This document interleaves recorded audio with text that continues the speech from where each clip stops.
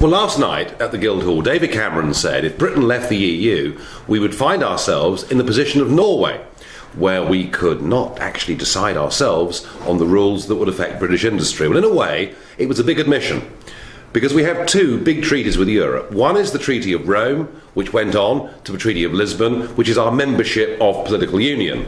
But there's a separate treaty that was signed in 1994, and that's our membership of the European Economic Area. So what Cameron was admitting last night is that if we leave the EU, we still have a free trade deal, not just with the other 26 EU members, but in fact with 29 other European states. Now, are we better off as Norway or as we are today? Well, the Norwegians do pay a contribution to the EU. It's about 1/7 per capita of what we pay.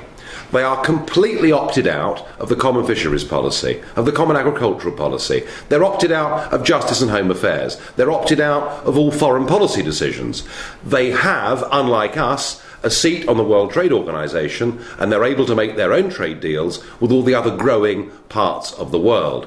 The drawback of the European Economic Area is we're still part of the single market, and yes, rules would be made that would affect British industry, over which we'd have no say. But hey, how much say do we have at the moment? Because we're in a very much minority position. And as the Eurozone moves forward, we will find ourselves increasingly on the outer fringe of the European Union, members of it, but actually with no influence at all. So the UKIP answer is this.